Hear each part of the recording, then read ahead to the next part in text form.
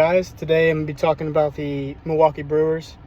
Um, I think one of the most fascinating teams in the league. I think they have, back-to-back Coach of the Year and Pat Murphy. They have one of the most interesting philosophies. Like the last 3 years, they've traded one of their best players in the offseason every year with Corbin Burns. They traded Freddie Peralta this last year. Who was their 2025 guy? But then they lost Willie Adames. They don't pay people. They win in the margins. They always have insane pitching depth. And they always outperform projections. I think they were projected to win 83 games. They won the most games, had the best record in the league last year. They did get dominated in the playoffs by the Dodgers. But yeah, I think they're 22-16 at the time of this recording. They've been playing better. They got off to a kind of slow start, but their offense they're getting some pieces back. Jackson Churio and Andrew Vaughn have played about a week of baseball now. Yelich is on the IL. Their bullpen looks so good.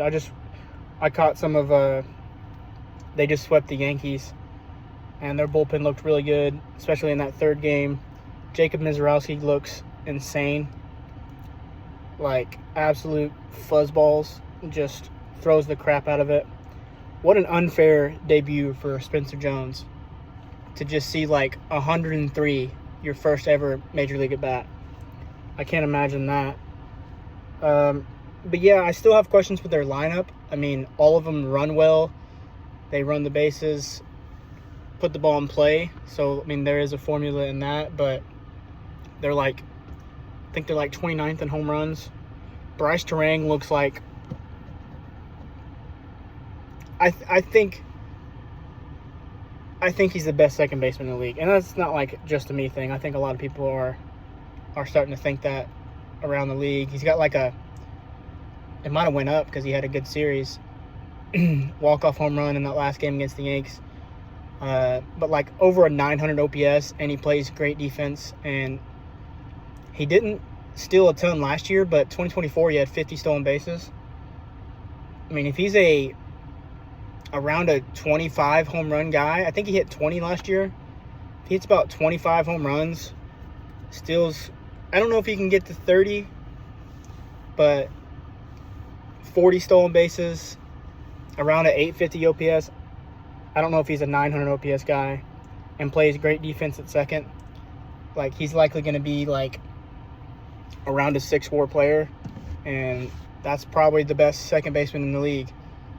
I like some of their other guys. Churio probably has some of the best upside on their team.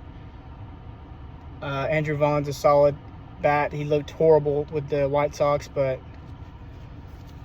and they have a really deep probably the best farm system in the league. So I expect them to probably do like they normally do, a soft buy. With the injury to Woodruff, I don't know how long he's going to be out, but that could be, obviously he's the top of the rotation guy, but that's a tough injury for sure. But is there any other team that you feel more confident with, bringing guys up and them, filling in and succeeding? I don't really think so. Yeah, I think it's going to be a race between them and the Cubs to win the division, but I think the other team is very likely a wild card team and could make some noise. It's interesting. I'm a lot more confident in their pitching compared to the Cubs, but I'm a lot more confident in the Cubs lineup than I am the Brewers lineup. I don't really know. Rengifo has been really bad for them at third. Jory Ortiz has back-to-back years of just very poor hitting, but he plays a good shortstop. Yelich coming back, he's likely a DH for the most part. I don't really know who. Maybe, what's his name? Jet Williams comes up and makes an impact. Maybe you can slide him over to third. they got a lot of talented prospects. I think Jesus Mate is obviously, he's like 18 or 19, so I think he's not going to come up this year. But, yeah, I mean, they're one of the most interesting teams. Like, they win within the margins, like I said, and super low budget. But every year you can count on them to win 85, 90 games. I mean, they won like 97 last year. So maybe I'm even still lowballing them a little bit. But they pitch, they play defense, they run the bases, they put the ball in play, and they're not going to homer a lot. I think that's a old school team. They don't strike out a whole lot. But I think that makes a lot of sense. I mean, you gotta get a lot of production from young guys not making a lot of money, and the most consistent way is you get guys that put the ball in play and play good defense, don't strike out a lot. And they've done a great job of that. I wonder, I mean, obviously it's a couple years away because he's only, I don't know if he passed the rookie threshold last year, but you got like 5 more years of Mizorowski. I wonder if he's a guy that they could look to extend, and maybe not.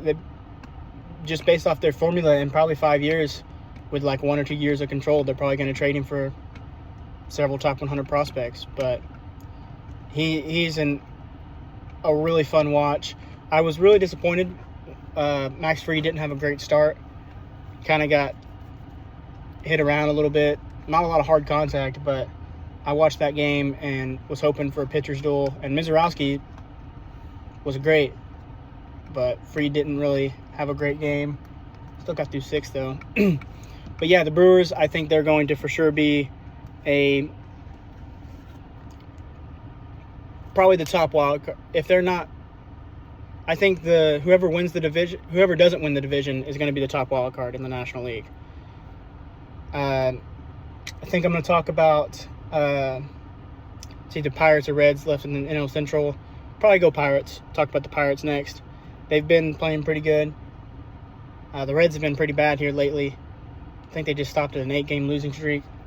But, yeah, I mean, the Brewers are one of the, if not the best run organization in Major League Baseball. So it's a tough thing for my Cardinals for being in that division, but I think they're very interesting, wrinkle to modern baseball and how they approach as an organization and just like line up in roster construction. But that's it. See y'all next time.